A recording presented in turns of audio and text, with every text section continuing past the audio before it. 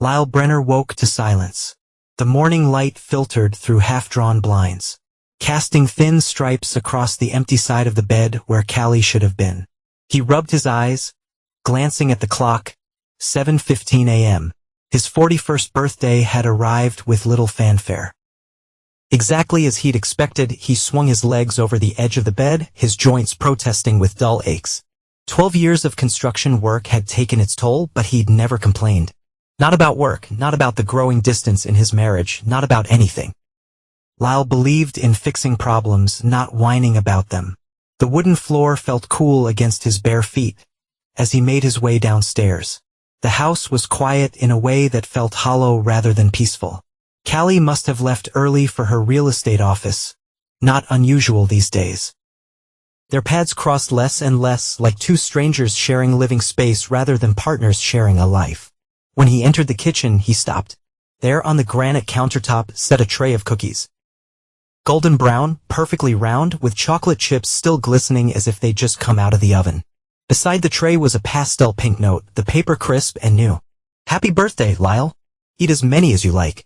Love, Callie." Wall picked up the note, turning it over in his hands as if searching for hidden text. The handwriting was unmistakably Callie's, flowing and precise. He couldn't remember the last time she'd baked anything. 3 years? 4?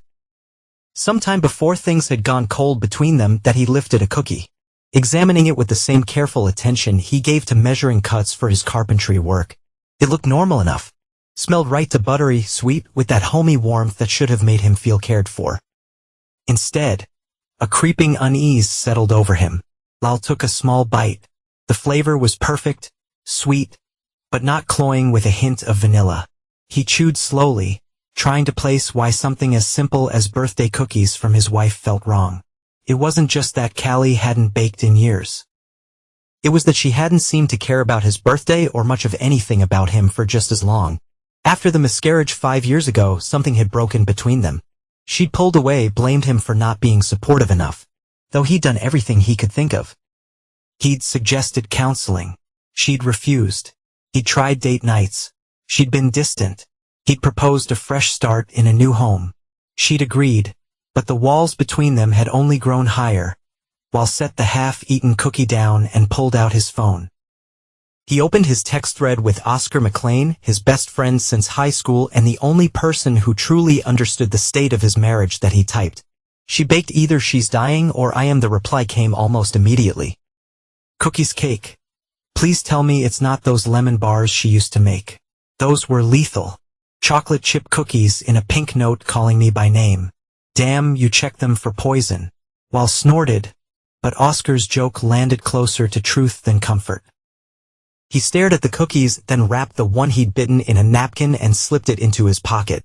The rest he left on the counter, going to pretend I ate them all and see what happens. He texted Oscar, "Smart man. Happy birthday, by the way. Beer tonight." "Definitely."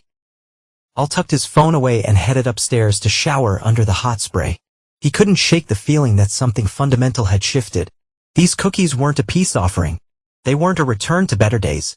They were something else entirely. 3 days later, Wall was replacing rotted boards on the Hughes family's back deck, the steady rhythm of his hammer punctuating the quiet afternoon. He'd always found peace and physical work in the straightforward honesty of wood and nails. Unlike people, materials didn't lie. They didn't pretend a warped board couldn't hide its flaws. The vibration of his phone interrupted his flow. He wiped his hands on his jeans and checked the screen. Callie. She rarely called during the day. "Hello, Lyle." Her voice was tight, controlled in that way he'd come to recognize meant she was holding something back. "Did you eat the cookies?" He paused. That was it. No greeting, no small talk, just a direct question about cookies from 3 days ago. The unease that had settled in his gut on his birthday grew heavier. "Nah," he lied, keeping his tone casual. "Your mom came by and ate them all." The sound that came through the phone wasn't what he expected. Not disappointment or annoyance. It was a scream, short, sharp, and unmistakably terrified. "Callie, what's wrong?" "She ate them? All of them. When?" Lyle set down his hammer completely now, moving away from the half-finished deck to focus on the conversation. "I was joking, Callie. Your mom didn't come by. The silence that followed was thick with something he couldn't name. Then who ate them? Her voice had dropped to a whisper. No one. They're still on the counter. Another lie, but his instincts screamed at him to keep playing dumb. Why are you so worried about some cookies? I'm not. She stopped. Then her voice shifted to something artificially bright. I just wanted to make sure you enjoyed your birthday present. I'll be home late tonight. Meeting with clients before he could respond. She hung up while stared his phone, the call duration showing just under a minute. In 12 years of marriage, he'd learned to read Callie's moods, her tones, her silences. This wasn't about disappointing him on his birthday. This was fear, but fear of what he pulled a napkin-wrapped cookie fragment from his lunch bag where he'd stored it. He meant to throw it away, but something had stopped him. Now he was glad he kept it. Wal called Oscar, I need that favor from your lab friend. He said when Oscar picked up, something's not right with those cookies. You think she actually poisoned you? Oscar sounded incredulous but not dismissive. I don't know what to think. But she just called panicking about whether they'd been eaten. Jesus, Lyle? Yeah, drop it by my place tonight. I'll make the call. Lyle thanked him and returned to the deck. But his mind wasn't on the work anymore. Each swing of the hammer felt mechanical as his thoughts raced. What had his wife put in those cookies? And more importantly, why? Lyle sat in his truck outside Oscar's house 2 days later, staring at the text message on his phone, results back, come over ASAP. The past 48 hours had been a strange performance. He'd gone home, eaten dinner across from Callie, watched TV beside her all while wondering if she'd try to harm him. He'd searched her face for clues, but she'd worn her real estate agent mask. Pleasant, attentive, utterly unreadable to knocked once before Oscar opened the door, his face grim.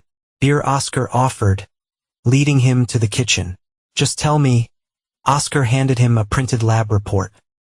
My friend owed me big, so she rushed it while scanned the document. Most of it technical jargon beyond his understanding. But certain terms jumped out, zolpidem tartrate, concentration levels, potentially lethal dose. What am I looking at? Ambien, Oscar said, opening a beer for himself. A lot of it enough to knock you out cold for hours, maybe worse if you'd eaten the whole batch. Definitely more than any doctor would prescribe. Lyle felt the floor tilt beneath him. He gripped the edge of Oscar's counter. She tried to drug me. Looks that way. The confirmation hit harder than he'd expected. Even with his suspicions, some part of him had hoped for an innocent explanation. A baking mistake. A bizarre joke. Anything but premeditation. Why? He asked, not really expecting an answer. What was she planning to do while I was unconscious? Oscar's silence was answer enough. The possibilities stretched dark and endless while took the beer, now drinking deeply. You can't go home. You can crash here. No, Lyle shook his head. I need to find out what she's planning. If I disappear now, she'll know I'm on to her. Are you insane? She tried to drug you, possibly kill you. We don't know that for sure.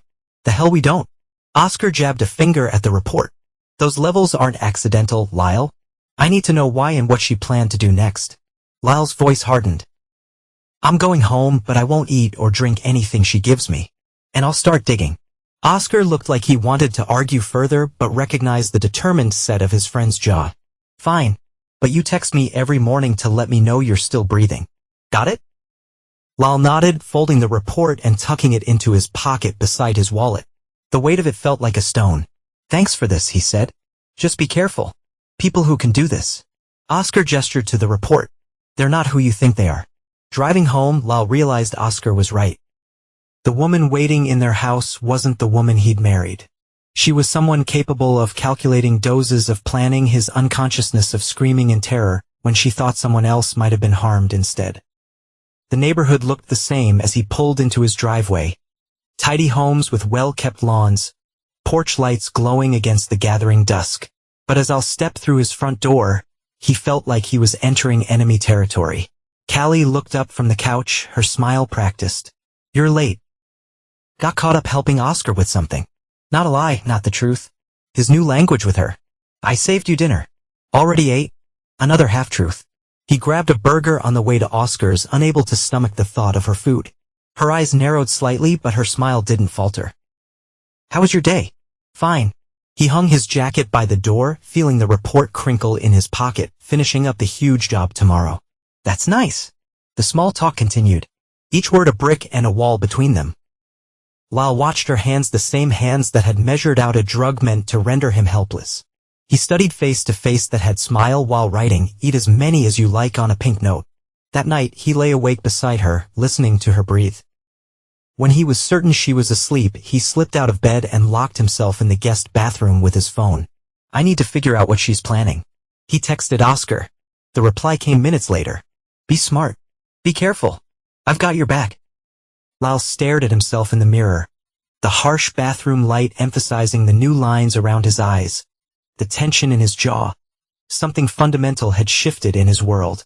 The facade of his marriage had cracked, revealing something dark and dangerous beneath. He wasn't just fighting to understand anymore. He was fighting to survive.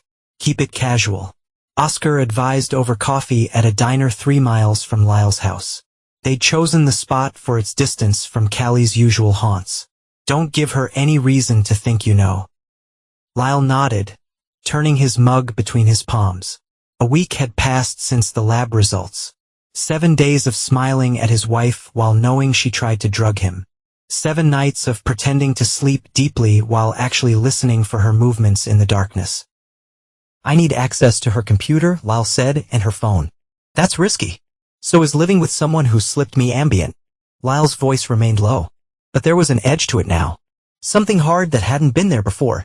I need to know what she was planning and who might be helping her. Oscar leaned back in the booth. You think she hasn't accomplished? I don't know. But Callie's not impulsive. She plans, always has. Lyle rubbed his jaw, feeling the stubble he neglected to shave that morning. If she wanted me unconscious, there was a next step. And I doubt she was working alone. They agreed on a plan. Oscar would help Lyle install monitoring software on the home network. Meanwhile, Lyle would use his day off to search the house while Callie was at work. Soon as Callie's car disappeared down the street that morning, Lyle began his search. He started in the obvious places: her desk, her nightstand, the file cabinet in their home office. Nothing unusual. No hidden notes about plans to harm him. No suspicious phone numbers that it was only when he thought to check the backup email address on their joint bank account that he found something. The recovery email wasn't her main address, but a Gmail account he'd never seen before. chhero2019@gmail.com. Using the password recovery option, he discovered the account was linked to a phone number he didn't recognize.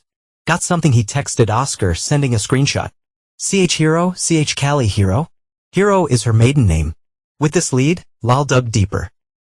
He searched their bank statements, looking for unusual withdrawals or transfers. Most seemed routine, but then he noticed small transfers. $500 here, $750 there, going to an account listed only as Family Trust. He called their bank, posing as himself, authorizing information for his wife. I just need to confirm the details of the Hero Family Trust account that we transfer to regularly. My wife handles it usually, but I'm taking over some of the finances. The customer service representative hesitated. I'm showing that account is co-signed by Bonnie Hero, not you, sir. You don't have authorization. Bonnie Hero, Callie's mother, the woman who had never hidden her disappointment that her daughter had married a contractor rather than a doctor or lawyer she'd envisioned. My mistake, Lyle said smoothly. I'll have Callie call to add me. After hanging up, he sat heavily in the office chair. Callie had a secret account with her mother. Money had been flowing out of their joint accounts in small amounts that wouldn't raise flags, but would add up over time. His next stop was her laptop. She usually took it to work, but today it sat charging on her desk. The password took 3 tries: their old dog's name plus the year they bought their first house, but he got in. Her browser history had been cleared, but her email was still logged in. Most messages were work-related, but in a folder labeled Property Research, he found exchanges with someone named Nash Greeley.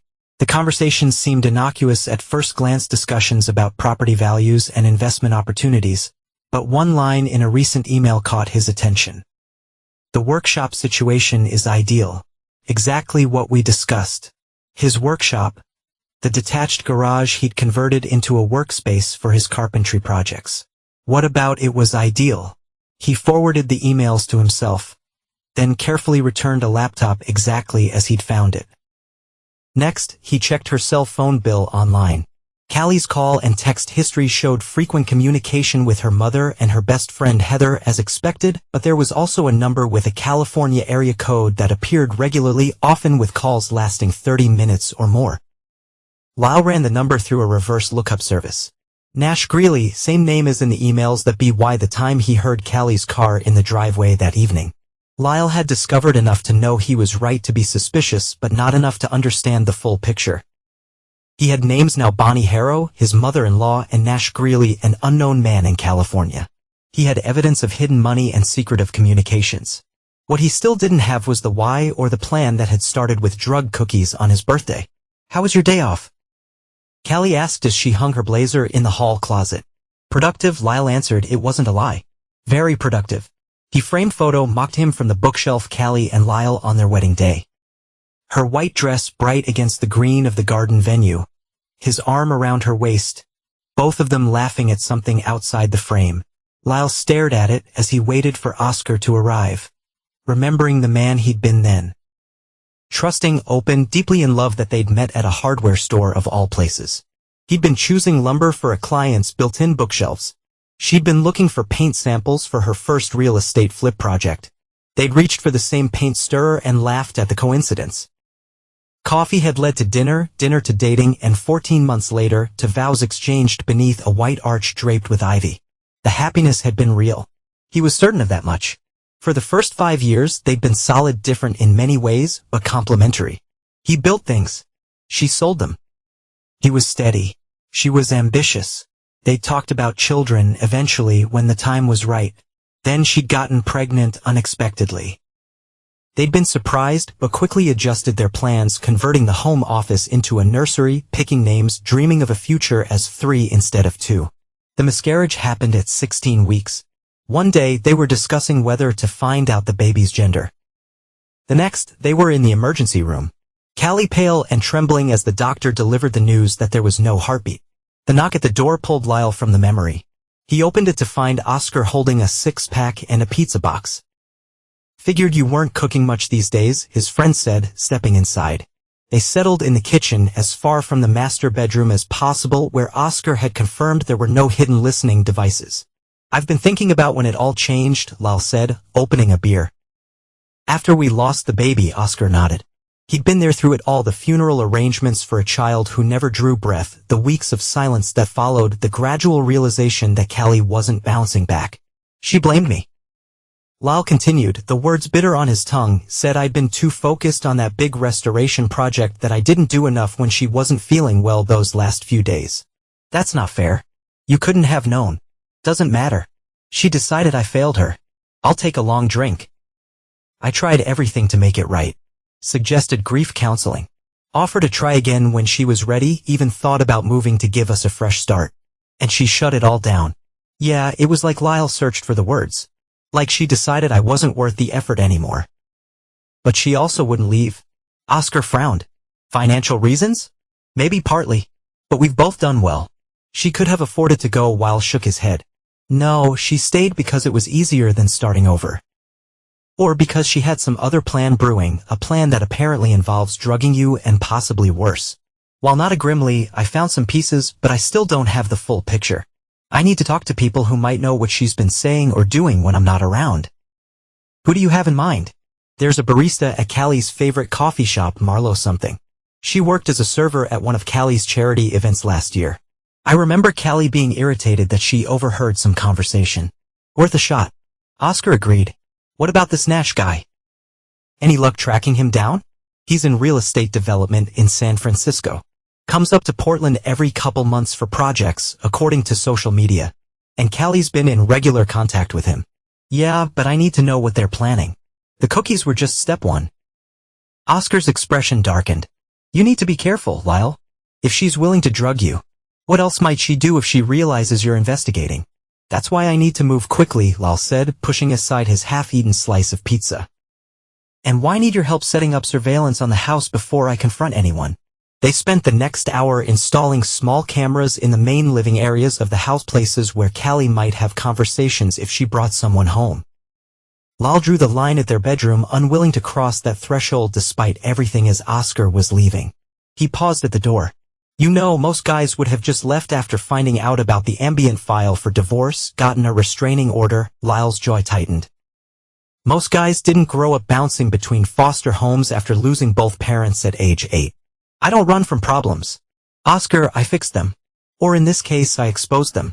Just make sure fixing this problem doesn't get you killed. After Oscar left, Lyle returned to the living room and took down the wedding photo from the shelf behind it. In a hollow center of the book it had been leaning against, he placed a small recorder. Then he carefully replaced everything, making sure it looked untouched. If Callie was going to talk to anyone about her plans, it would likely be in this room where she often took calls while curled on the couch. And now he'd be listening. Marlo Watson looked surprised to see Lyle enter Groundwork Coffee at 3 on a Tuesday afternoon. Her expression suggested she'd been expecting him, though they'd only met in passing at Callie's charity events. Mr. Brenner, she said as he approached the counter. No customer stood in line behind him, and her coworker was occupied wiping down tables. Black coffee, right? Good memory. He replied, impressed despite himself. If my job... She began pouring his coffee without waiting for confirmation. But you're not here for my barista skills, are you? I'll take the cup, she offered, studying her face. Marlo was younger than him, mid-20s, with short cropped hair and observant eyes that seemed to miss nothing. I was hoping we could talk, he said quietly, about something you might have overheard last year. Her expression didn't change, but she glanced at the wall clock. I'm due for a break in 10 minutes. There's a table in the back corner that's pretty private. 9 minutes later, Lyle watched as Marlo untied her apron, said something to her coworker, and headed toward his table with her own mug of tea. So she said, sliding into the chair across from him. This is about your wife. It wasn't a question. Yes, Lyle confirmed. You worked in an event for her real estate office last year. A fundraiser for children's cancer research. Marlo nodded. I remember. Fancy place, lots of rich people pretending to care about sick kids while networking. You overheard something that night. Something that upset Callie when she realized you'd heard it. The young woman's eyes narrowed slightly. Why are you asking about this now? It was months ago. Lyle decided on honesty, or at least a version of it. My marriage is in trouble. I think Callie might be planning something that could hurt us both. I need to understand what's happening. Marlo took a sip of her tea, considering him over the rim of her mug. Finally, she set it down. I was serving drinks in a side room where your wife and her friend, tall blonde woman, always looks like she's judging everyone. Heather Vaughn, Lyle supplied. Yeah, her. They didn't know I was restocking the bar in the corner. They'd had a few glasses of champagne and were talking pretty freely. Marlo's voice dropped lower. Your wife was complaining about you, about how trapped she felt in the marriage, but how messily things would end if she just filed for divorce. The word stung, even though Lyle had suspected as much. What exactly did she say? She said something about how there had to be shortcuts to freedom that wouldn't leave her starting over at square one. Marlo's eyes met his directly, and her friend laughed and said, there are always shortcuts if you're willing to get your hands dirty. A chill ran through Lyle. Did they elaborate? No, that's when your wife noticed me and shut the conversation down. But later that night, when I was collecting glasses, I overheard her friend say something about an insurance policy being the cleanest solution. Marlo hesitated. Look, I don't know what's happening in your marriage. But that night left me with a bad feeling. The way they were laughing about it. It wasn't funny. Haha. It was something else. Why are you telling me this now? Lyle asked. You could have warned you about that your wife was bad-mouthing you at a party. That's half the married people I serve. She shrugged. But now you're here asking specific questions. And you look like someone who hasn't slept in days. So maybe there's something real happening. While not it slowly, there is. Thank you for being honest. There's something else. Marlo added as he started to rise. Your mother-in-law was there that night too. She joined them later. And whatever they were discussing, she seemed fully on board. She met his eyes again. Just thought you should know. As a lot left the coffee shop, pieces were beginning to fit together. Callie, Heather, and Bonnie, 3 women discussing shortcuts to freedom and insurance policies. Add in Nash Greeley, the mysterious real estate developer from California. And the picture growing in his mind was ugly. His next stop had to be Heather Vaughn. But approaching her directly would be risky. She was Callie's closest friend and confidant. If she mentioned his questions to Callie, the whole investigation could be blown. Instead, he needed to find Nash Greeley. and he needed to do it without revealing his true identity. The bar was upscale in that carefully crafted way that suggested authenticity while charging $20 for cocktail-exposed brick walls, Edison bulbs dangling from iron fixtures, bartenders with elaborately groomed facial hair. Exactly the kind of place where successful real estate developer from San Francisco would feel a home while visiting Portland. While had dressed the part designer jeans, he rarely wore a button-down shirt with subtle checks, the expensive watch Callie had given him 3 Christmases ago. His hair was neatly combed, beard freshly trimmed. He looked like money, or at least like someone adjacent to it. Nash Greeley wasn't hard spot. His social media presence had provided plenty of photos, all carefully curated to project success, influence, and just enough rugged outdoor activity to balance the corporate image. In person, he was shorter than Lyle had expected, but carried himself with the confidence of a man used to being the most important person in the room. Walt waited until Nash ordered a drink, then casually took the bar stool beside him. "Macallan 18 meat," he told the bartender, intentionally choosing something impressive enough to catch Nash's attention that it worked. The man glanced over, taking in Lyle's appearance with the automatic assessment of someone constantly networking. "Good choice," he commented. "You have taste." "I like quality things," Lyle replied with a practiced smile. He extended his hand. "James Collins, Commercial Real Estate." Nash took the offer hand.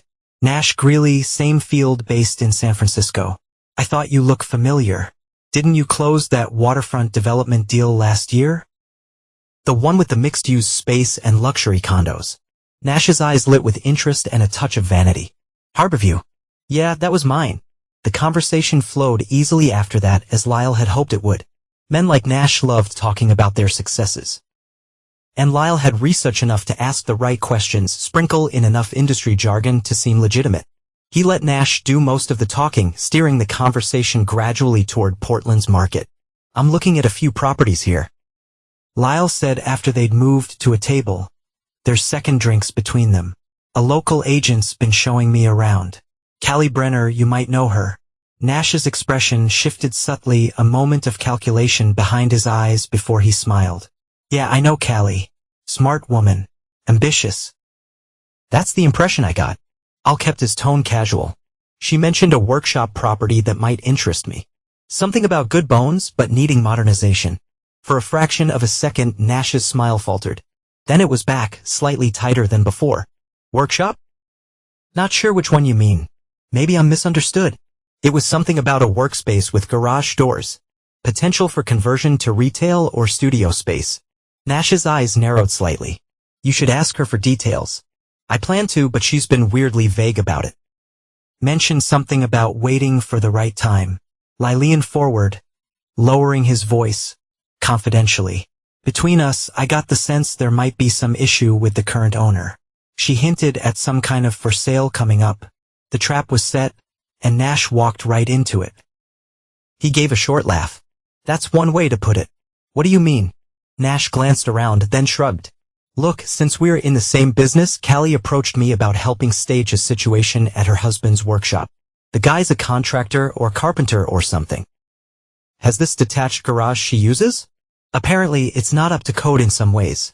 And there have been complaints from neighbors." And Lyle prompted when Nash paused. "And she wanted to know if I had contacts who could make the situation worse, temporarily mess with the gas lines, create a scenario where there'd be an insurance claim." Nash's voice dropped lower.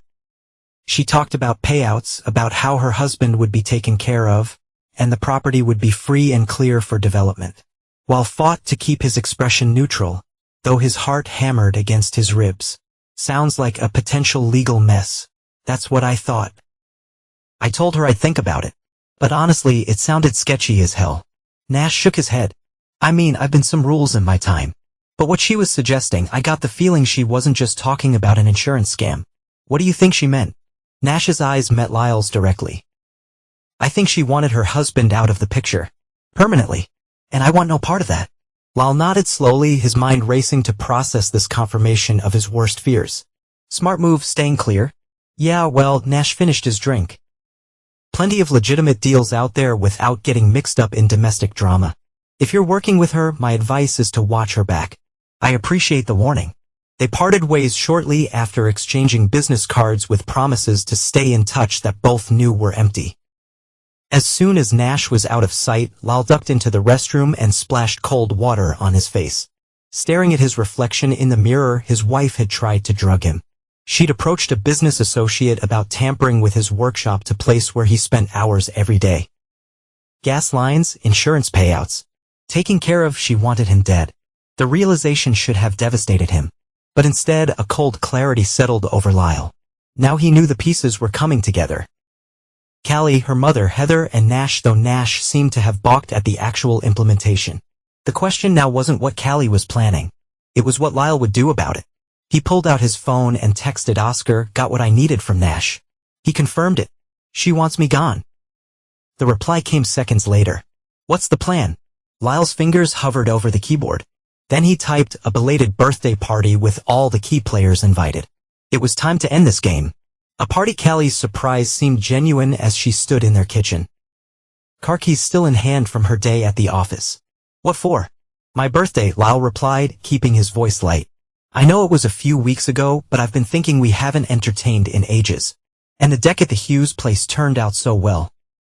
I'm feeling inspired to fix up our own backyard space. Thought we could have a few people over, show it off." She studied him, weariness in her eyes. "Who were you thinking of inviting?" "Just the usuals. Oscar and his new girlfriend. Your mom, of course. Heather and Tom." He busied himself with the cutting board, slicing vegetables for dinner with practiced ease. "Oh, and I met an interesting guy who's in real estate development. Thought you might want to network a bit. Nash Greeley said he knows you." The knife slipped from Callie's hand, clattering against the counter. "You met Nash?" "Yeah, at that industry mixer last week." The lie came easily now. "Seemed like a good connection. He's coming up from California next weekend, said he'd stopped by." She hesitated, clearly thrown off balance. "I don't think that's a good idea. Nash and I have a complicated professional relationship. All the more reason to smooth things over in a social setting." Lyle smiled at her, the expression not reaching his eyes. "Don't worry. I'll handle everything. All you have to do is show up and be your charming self." The week that followed was a masterclass in deception on both sides. Callie made phone calls from her car where Lyle couldn't overhear, not knowing about the tracker he placed on her phone. She had lunch with Heather twice. Urgent meetings that showed in Lyle's surveillance app as long conversations with frequent glances over shoulders. Meanwhile, Lyle prepared. He compiled the evidence he'd gathered: the lab report on the cookies, the financial records showing the secret account with Bonnie, the recorded calls between Callie and Nash that Oscar had helped him obtain legally through a private investigator friend. Most damning was the video from their home camera captured 3 days after he'd mentioned the party of Callie and Heather in the living room. "He knows something," Callie had insisted, pacing across the rug. "Why else would he suddenly invite Nash and you and my mother? Maybe he's just being social." Heather had suggested, though her tone lacked conviction. "Well, it doesn't do social without a reason. Not anymore." Callie had stopped pacing, her expression hardening. "We need to accelerate the plan." "Isn't that risky?" "Everything's risky. But I can't live like this anymore. I want out. And I want what I deserve after 12 years with him." The party was set for Saturday evening.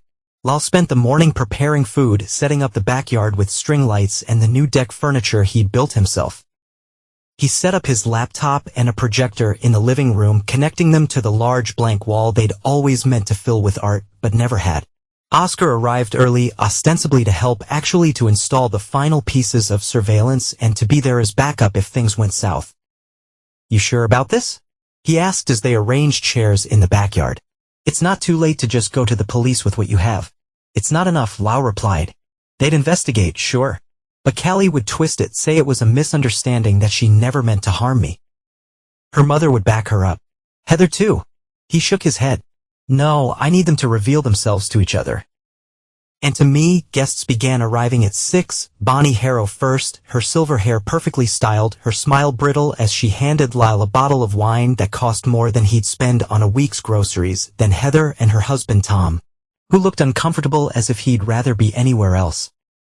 Oscar's new girlfriend, Amy, who knew the situation and had agreed to help by keeping conversation flowing and watching for tells among the guests. Callie moved through the early part of the evening like an actress playing the role of gracious hostess. but Lyle caught the tension in her shoulders. The way her gaze kept darting to the front door, waiting for Nash, he arrived 40 minutes late, apologizing for the traffic from the airport. Lyle watched as Nash's eyes widened with recognition upon seeing him not as James Collins from a bar, but as Lyle Brenner, Callie's husband. Nash, Lyle greeted him warmly, extending his hand. "Glad you could make it." "Lyle," Nash replied, recovering quickly. "Thank for the invitation." Across the room, Callie's face had drained of color. Dinner went smoothly on the surface, good food, flowing conversation, the practiced social dance of people who may or may not despise each other beneath their smiles. While kept the wine coming, encouraging everyone to relax, to let their guards down just a little more. As they moved to coffee and dessert, while brought out a tray of homemade cookies. "Special recipe," he announced, setting them on the table. "Made them myself this morning." Bonnie's eyebrow arched. "I didn't know you bake, Lyle." "Oh, I've picked up a few tricks over the years," he replied, his gaze shifting meaningfully to Callie. "Isn't that right, honey?" Callie's hand trembled slightly as she reached for a water glass. "Lyle has many hidden talents." "Speaking of hidden things," Lyle said, his voice pleasant but firm, "I thought it might be fun to view some pictures. Old memories, new projects, where everyone joined me in the living room." They migrated inside, settling into the carefully arranged seating that gave everyone a clear view of the blank wall. Lyle dimmed the lights and started the slideshow that began innocuously enough photos from his and Callie's early days, their wedding vacations they'd taken when things were still good between them. Then family gatherings with Bonnie, Heather, and Tom's housewarming party from years ago. "This is lovely," Amy commented. "Plain report, how long have you all known each other?" "Too long," Bonnie murmured, just loudly enough to be heard. "I'll click to the next slide." The lab report showing Ambien in the birthday cookies. The room went silent. "What is that?" Tom asked, leaning forward to see better. "That," Lyle said calmly, "is a toxicology report on cookies my wife baked for my birthday last month." All eyes turned to Callie, whose face had gone perfectly still. "What are you talking about?" she asked, her voice controlled. "Those are just lab results. They could be for anything." "Therefore, the cookies you made me," Lyle replied, "the ones you were so upset about when you thought my mother-in-law might have eaten them." Bonnie's eyes widened. "Callie, what is he saying?" "I'll click to the next slide." Audio waveforms appeared, followed by the sound of Callie's panicked voice from his recorded phone call. "Did you eat the cookies?" "She ate them? All of them? When?" More silence. "You recorded me." Callie's voice was tight with anger. "That's illegal." "So his attempted poisoning," Lyle countered. He clicked again, and the financial records appeared. "So his insurance fraud, which I'm guessing was the next step. After the convenient accident in my workshop caused by those mysterious gas line issues you discussed with Nash here." Nash shifted uncomfortably in his seat. "I don't know what you're talking about." "No." Lyle played the recording of their conversation at the bar, watching as Nash's face paled and Callie's hands gripped the arms of her chair. "You set me up," Nash accused Lyle. "You weren't James Collins. You were testing me. And you failed," Lyle agreed. "Just like all of you have failed at basic human decency." He clicked through more slides. Callie and Heather's recorded conversation about accelerating the plan, emails between Callie and her mother discussing the contingency fund. They'd been building text messages between Callie and Nash, arranging meetings that never appeared on her work calendar. The room had gone from silent to crackling with tension. Tom was staring at Heather with naked disbelief. Amy had shifted closer to Oscar, away from the others. Nash looked like he wanted to bolt for the door. "What's your point, Lyle?" Bonnie finally asked, her voice cold. "So my daughter isn't happy in her marriage. So she's been saving some money of her own. That's hardly a crime. Drugging me is," Lyle replied. "Planning to tamper with gas lines is. Conspiring to commit insurance fraud is." "You can't prove any of that," Callie interjected. "You have bits and pieces of conversations taken out of context. It would never hold up. Maybe not in court," Lyle conceded. "Not yet anyway. But I'm not in a courtroom right now." He looked around at each person. "I'm in my home with people who have been plotting against me. People who smiled to my face while planning my—" What was it Callie called it? "My being taken care of?" He clicked to the final slide. It was a video clip from their living room camera. Callie and Heather sitting on the couch with wine glasses in hand, their inhibitions clearly lowered. If he died in his sleep, no one would care. Callie's voice said clearly from the speakers. "He's nobody. No family except us. No close friends except Oscar. He'd be gone. And after an appropriate grieving period, life would go on better than before. Heather's uncomfortable laugh followed. Cal, you're scaring me a little. Oh, please. Callie on the screen dismissed her concern with a wave. Like you haven't thought about Tom disappearing. Everyone has those thoughts. I'll stop the video and turn on the lights. In the sudden brightness, everyone blinked like nocturnal animals exposed to day. So he said into the silence. That's what I've learned in the past month. My wife wants me dead. Her mother is helping finance whatever scheme they settle on. Her best friend knows about it. And Nash here was approached to make it look like an accident. No one spoke. No one moved.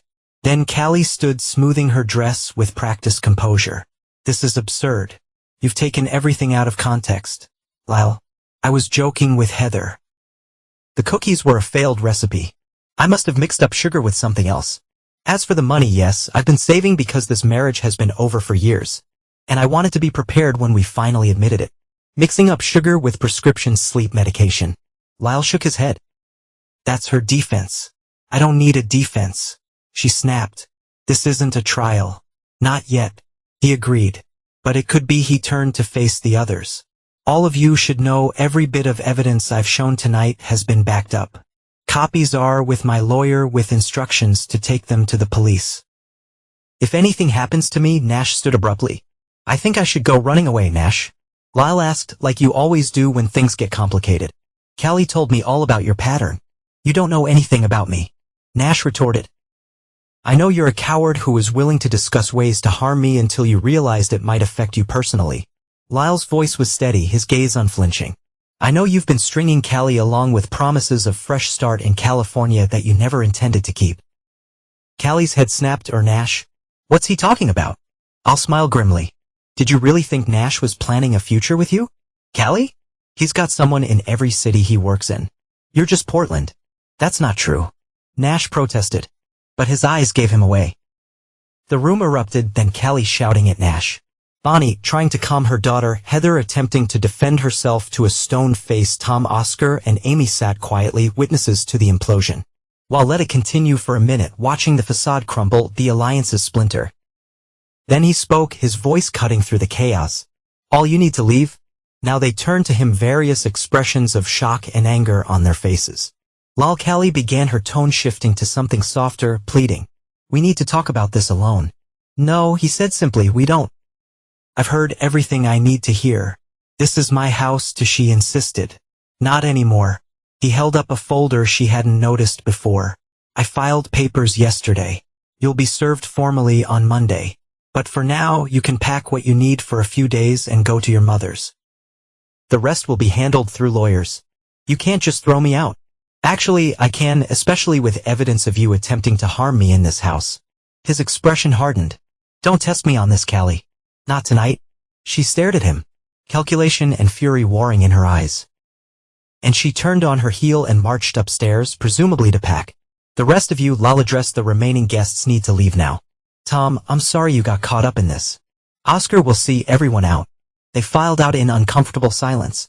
Nash practically running to his rental car. Bonnie shooting Lyle venomous glare before stalking to her Mercedes. Heather and Tom left without a word to each other. The distance between them already visible. When everyone but Oscar and Amy had gone, while sat heavily on the couch, you did it. Oscar said quietly, you exposed them. Yeah, well, felt hollow rather than triumphant. 12 years of marriage had just imploded in his living room. Whatever he thought he might feel satisfaction, perhaps, or vindication, the reality was emptier. What now? Amy asked gently before I could answer. Callie appeared at the bottom of the stairs with a suitcase. Her eyes were dry, her posture rigid with anger. This isn't over, she said coldly. Allow me to gaze. Yes, it is. The only choice you have now is how messy you want the ending to be. You'll regret this. She warned, all of it. I already regret the last 12 years, he replied. But that's my burden to bear. She turned and walked out the door without another word. The sound of it slamming behind her echoed through the house like the final beat of a funeral drum. Oscar put his hand on Lyle's shoulder. You going to be okay here alone tonight? Allow me to. I need to quiet. Need to process. After his friends left with promises to check in tomorrow, Lyle sat in the silent house, surrounded by the debris of the party half-empty glasses, plates with cookie crumbs, the blank wall where he'd projected the evidence of his wife's betrayal. That he didn't cry. He didn't rage. He simply sat, finally facing the truth he'd suspected for years. The woman he married had died long ago, if she'd ever truly existed at all. What remained was to build something new from the ashes. The law offices of Michaels and Berger occupied the 11th floor of a downtown Portland building with views of the Willamette River. Lyle sat in a conference room beside his attorney, Catherine Michaels, watching as Callie and her lawyer reviewed the settlement proposal. 3 weeks had passed since the party. 3 weeks of legal maneuvers, of Callie attempting to rewrite the narrative, of whispered conversations among their social circle. Lyle had stayed in their house, changing the locks and security codes. Callie had moved in with her mother, then to a hotel when that arrangement predictably combusted after 5 days. This is unacceptable. Callie's attorney, a sharp-featured man named Donovan, stated as he set down the document, "My client is entitled to half of all marital assets." "Your proposal falls significantly short." Catherine smiled thinly. "Your client drugged my client with Ambien and conspired to stage an accident in his workshop. We have evidence that would interest not only the divorce court but also the criminal courts. I'd say our proposal is quite generous under the circumstances." Callie glared across the table at Lyle. She looked different now, harder somehow. The mask of the perfect real estate agent wife slipping to reveal something colder beneath. "You're going to listen to doctored recordings and out-of-context conversations." She addressed Catherine directly. "Lyle has been depressed for years, delusional even. Ask anyone. We've taken statements from multiple witnesses." Catherine replied evenly, including Nash Greeley, who seems quite eager to distance himself from any conspiracy charges. At the mention of Nash, Callie's composure cracked. "That lying manipulative." "Callie," her lawyer cautioned, placing a restraining hand on her arm. She shook it off. "No, I want to speak directly to Lyle." She leaned forward, her eyes locked on his. "You think you've won, don't you? You think you figured it all out. But you have no idea what it's been like being married to a shell, a man who builds things for others but never once built a real life for us. Is that your justification for trying to drug me?" Lyle asked quietly. "For planning an accident in my workshop." "I never planned any accident." She insisted. "That was Nash's idea. And I shut it down. That's not what the recordings show. Recordings can be manipulated. Just like you manipulated me for years, making me feel guilty for wanting more than your small-town contractor dreams." Lyle shook his head. "We're not doing this, Callie. Not here. The facts are in the documents. Your choices are to accept the settlement or fight it out in court, where everything becomes public record, including your attempt to murder your husband." Catherine added pointedly. "Murder is a strong word." Donovan interjected quickly. "There's no evidence of intent to kill. A lethal dose of Ambien suggests otherwise." Catherine countered, as do discussions about gas lines and insurance payouts. The negotiations continued for another hour, with Callie alternating between cold fury and calculated attempts at manipulating Lyle's emotions. She tried reminding him of good times early in their marriage. When that failed, she switched to accusations about his failings as a husband. Finally, she attempted seduction, her voice dropping to the intimate tone that had once affected him deeply. None of it worked. Lyle sat quietly, responding only when necessary. His face giving away nothing. In the end, Callie signed the agreement. It wasn't what she'd hoped for, not to clean break with half his assets that she'd planned, but it was enough to avoid criminal charges. For now, they prepared to leave. Callie asked for a moment alone with Lyle. Against Catherine's advice, he agreed. When the lawyers had stepped out, Callie's mask dropped completely. "I hope you know," she said quietly, "that I did love you once before you proved too weak to give me the life I deserve." "Is that what this was about?" Lyle asked. "Money, not just money, status, possibility, a partner who aimed higher than fixing other people's homes while our own life fell apart. You could have left at any time," he pointed out, "filed for divorce like a normal person and get half of what exactly? Your truck, your tools, the equity in a modest house." She shook her head. "I invested 12 years in this marriage. I deserved a better return." The coldness of her calculation stunned him, even after everything he'd learned. "So you decided I should die?" "I decided you were worth more gone than present," she corrected, as if the distinction mattered. The insurance alone would have set me up for a fresh start. The house would have sold well in this market. Your workshop land could have been developed. All that planning, Lal said softly. All that energy spent on schemes and lies. You could have built your own success in that time. Don't lecture me, she snapped. You have no idea what it's like to be a woman who made the wrong choice too young. Lal studied her face, once so beloved, now unrecognizable in its cold ambition. I don't forgive you, he said finally. And I never forget. Neither do I, she replied, picking up her handbag. Remember that. After she left, Catherine returned, concern evident in her expression. Are you all right? No, I'll admit it. But I will be outside the building. He took his first deep breath in what felt like months. The divorce wasn't final yet, but the worst was over. The legal system would handle the rest. What he hadn't counted on was the community response. Word spread quickly about what had happened. Despite his attempts at discretion, clients called to express support. Friends he hadn't heard from in years reached out. Even Callie's colleagues at the real estate office began to distance themselves from her, especially after Nash Greeley's involvement came to light. Bonnie Harrow fled Portland within a week, moving to Arizona without even saying goodbye to her daughter. Apparently, the scandal of being implicated in a potential murder plot was too much for her social standing. Heather Vaughn found herself similarly isolated. Tom had filed for separation the day after Lyle's party, horrified by his wife's knowledge of an apparent support for Callie's plans. Heather's attempts to explain away her comments as just talk fell on deaf ears as friends chose sides. As for Nash Greeley, he disappeared from Portland's business scene entirely. His company issued a statement distancing themselves from any alleged improper discussions with local real estate agents, effectively cutting Callie loose. For Callie, the isolation was total. The carefully constructed social and professional network she'd built over the years unraveled with remarkable speed. Former friends crossed the street to avoid her. Clients canceled listings.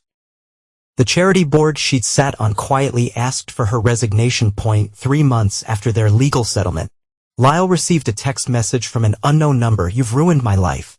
I hope you're happy. He didn't respond. There was nothing left to say.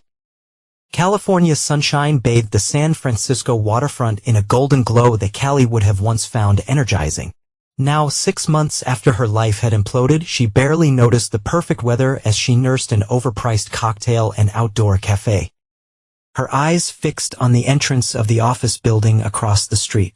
After the divorce settlement, after the community rejection, after losing her real estate license due to ethical concerns, she'd been left with few options and even fewer friends. The settlement money wouldn't last forever, especially with San Francisco prices. She needed a plan. She needed Nash Greeley, the bastard who had promised her a fresh start in California, who had talked about partnerships, both personal and professional, who had ghosted her completely after Lyle's ambush party. Her phone buzzed with an email notification, another rejection from a real estate firm. Her reputation had followed her even across state lines. In the age of social media and industry gossip, there was no true escape, but that's why she needed Nash. He owed her without his testimony. She might have walked away with more from the divorce without his cowardice. Their plan might have succeeded at 5:30 p.m. Right on schedule, Nash emerged from the building. He wasn't alone. A tall, elegant woman with dark hair walked beside him. Her hand casually linked through his arm as they laughed about something. Callie waited until they were halfway down the block before following. They entered an upscale restaurant that Callie recognized from Nash's Instagram posts, one of his favorites for impressing clients and dates alike.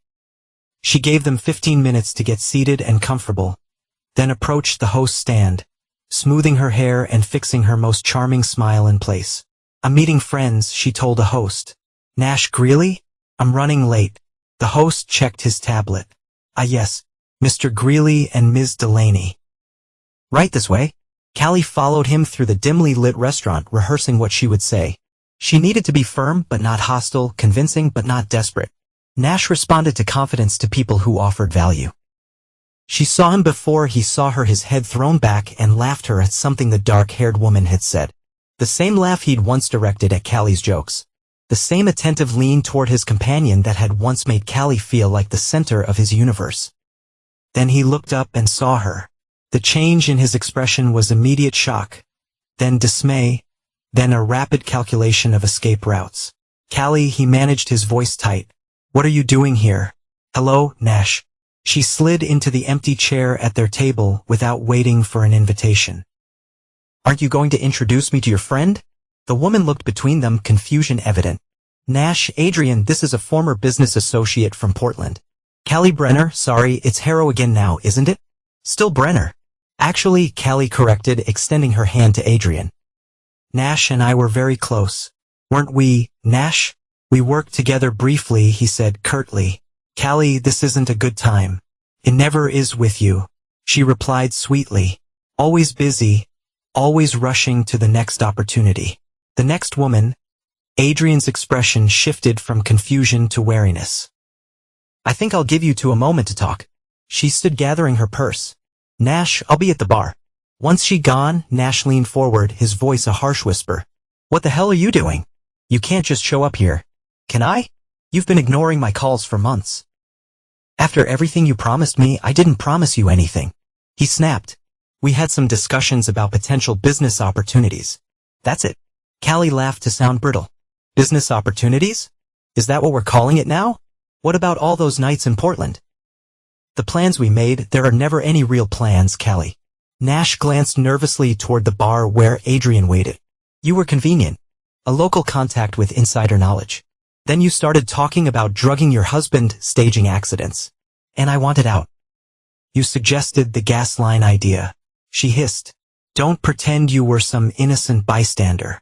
It was hypothetical. And you know it. I never thought you'd actually try to hurt him. He shook his head. You need help, Callie. Professional help. Something snapped inside her. All the months of humiliation, of loss, of rebuilding from nothing crystallized into a white-hot rage. Help, she repeated. I don't need help. I need what you promised me. Position in your company. A fresh start. Nash's expression hardened. That's never going to happen. You're toxic, Callie. No one in this industry will touch you now. Because of your testimony. Because you sold me out to save yourself. Because you tried to kill your husband. His voice rose enough that nearby diners turned to look more quietly. He added, you were stepping stone and a boring one. Did you really think I was planning a future with you? The words hit Callie like physical blows. She'd suspected as much deep down, but hearing it stated so bluntly stripped away her last illusions. You used me, she said flatly. We used each other. He corrected. The difference is I knew where to draw the line. She stood abruptly, her chair scraping loudly against the floor. This isn't over. Yes, it is. Nash's voice was calm. Final. If you contact me again, if you show up my office or my home, I'll get a restraining order. I've already documented your harassment. Harassment. Callie laughed. I could tell your girlfriend about Miami. About the night you call me from her bed when she was in the shower. She wouldn't believe you. Nash replied, though uncertainty flickered in his eyes. And even if she did, there are plenty of women in San Francisco. Callie, Adrian is just one option. The casual cruelty of his dismissal pushed Callie past reason. She grabbed his water glass and threw it in his face. You lying, manipulative bastard, she shouted, no longer caring who heard. You promised me everything and delivered nothing. Restaurant security appeared within seconds. As they escorted her toward the exit, Callie continued shouting accusations. Her carefully maintained composure completely abandoned. Diners recorded the scene on their phones. Nash remained seated, calmly wiping his face with a napkin. The picture of a reasonable man dealing with an unhinged ex outside.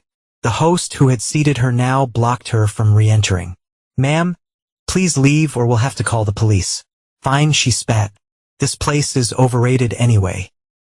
She stalked away, shame and fury burning through her. Only when she'd reached a rental car did the magnitude of what had just happened hit her.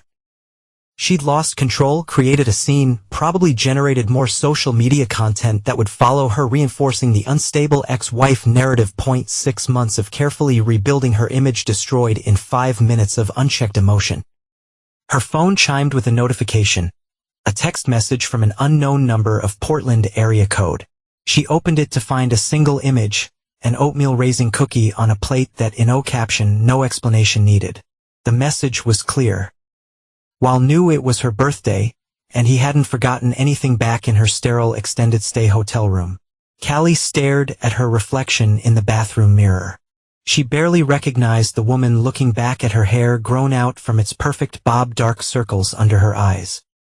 The confidence by tight lines of stress. Everything she'd worked for was gone. Her career, her social standing, her financial security, her future with Nash, all of it built on plans and schemes that had backfired spectacularly. 2 weeks later, she stood before a judge in Portland, pleading guilty to reduced charges of attempted assault and conspiracy. Her lawyer had negotiated the deal: 14 months in a minimum security facility, followed by probation. It was better than the potential 5 to 7 years she'd faced if the case had gone to trial. As the bailiff led her away, she caught a glimpse of Lyle sitting at the back of the courtroom. Their eyes met briefly. He didn't smile. Did not. Simply watched as she was escorted through the side door, his expression as unreadable as a closed book. The last thing she saw before the door closed was Oscar beside him, a steady presence at his friend's shoulder. Loyalty she had never understood or valued. But that Lyle had in abundance. Then the door shut and that chapter of her life closed with it. The land sloped gently toward the trees, offering glimpses of empty hood in the distance on clear days. Lyle stood on the cleared area where his cabin would soon stand, breathing in the scent of pine and earth. He purchased 5 acres outside the small town of Parkdale, far enough from Portland to feel like a fresh start, close enough to maintain his established clients. "This is perfect," Oscar said, joining him with 2 cups of coffee from a thermos. "How do you find it?" "Well, my clients mentioned it. The previous owner was going to develop vacation rentals but ran into permit issues." Lyle accepted the cup gratefully. October brought a chill to the mountain air. "I got it for a good price. You deserve a break after everything." Lyle nodded, surveying the land that was now his. The divorce had been finalized 3 months ago. Callie had been sentenced last week.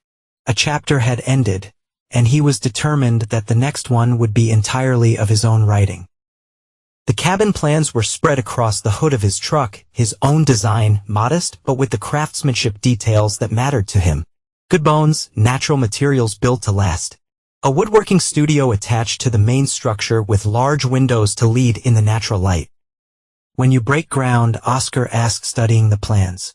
"Next week, foundation first, then framing. I want to be under roof before the heavy snow hits. Need help always." They worked together through the fall and into early winter while focusing on the cabin during breaks between client projects. Other friends joined periodically, fellow contractors, former clients who become friends, even Tom, Heather's ex, who had discovered an unexpected talent for stonework as he rebuilt his own life post-divorce. The physical labor was healing. Each nail driven, each board cut and placed represented a choice about his future. No compromises to please someone else. No design decisions based on resale value or neighborhood comparisons. Just honest work creating a space that would truly be his. By spring, the cabin was taking shape, a timber frame structure with a wide front porch facing the mountain view. Inside, while installed custom cabinetry he built during the winter months, floors milled from Oregon oak, a stone fireplace that anchored the main living space, that on a warm day in June he worked alone crafting a bench for the front porch. The wood was cherry, dark and rich with grain patterns that told stories of seasons and growth. As he carved, La reflected on the past year. The community had largely moved on from the scandal of Callie's arrest and conviction. New gossip had replaced the old. Heather had left Portland altogether, moving to Seattle for a fresh start. Bonnie remained in Arizona, having never once visited her daughter in the correctional facility. Nash Greeley had suffered some professional setbacks after the truth about his discussions with Callie became known in industry circles, but men like Nash always landed on their feet.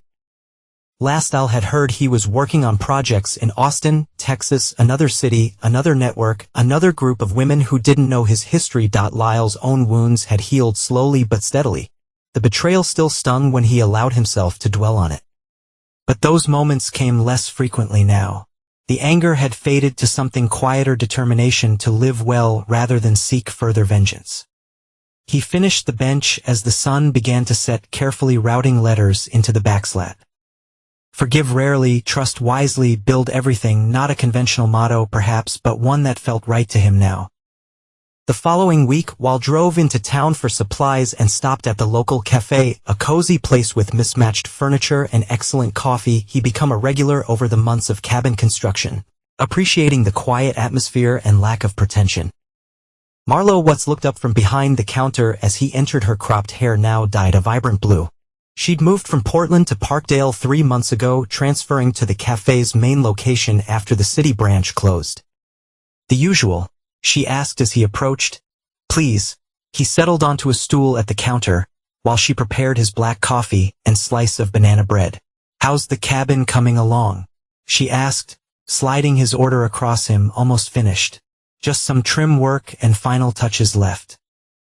"You should post pictures sometime. Let people see what you've been creating up there." Wall shook his head. "It's not for show." "Fair enough." She leaned against the counter during a lull in customers. "You look better." "You know better than what?" "Then when you came into groundwork that day asking about your wife and her friend, you looked haunted then. You considered this." "I guess I was. And now I'm just here, building things again, living." Marlo nodded, understanding in her eyes. "That's good. Simple but good." They fell into easy conversation as the cafe emptied out for the afternoon. No flotation. No expectations, just the comfortable exchange of two people who had witnessed parts of each other's stories and respected the journeys taken. "Want a cookie with that coffee?" she asked, eventually gesturing to the display case. "Fresh baked this morning." Lal felt the ghost of tension, then let it pass through him. "I'm not much of a cookie person these days." "Understandable," she replied with a small smile. "How about pie instead?" "Pie works." As he ate the slice of apple pie she served him, Wall realized he was content, not ecstatically happy, not completely healed, but content in a way that felt sustainable.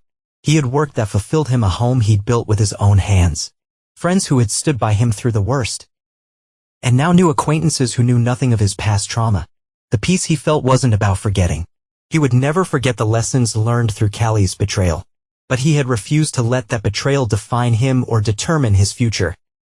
In the end, Wall hadn't just survived, he had rebuilt, not loudly or dramatically, but with the same careful attention to detail that he brought to his craft, piece by piece, day by day, choice by choice. And that he decided as he finished his pie and coffee was a victory more satisfying than any revenge could have been.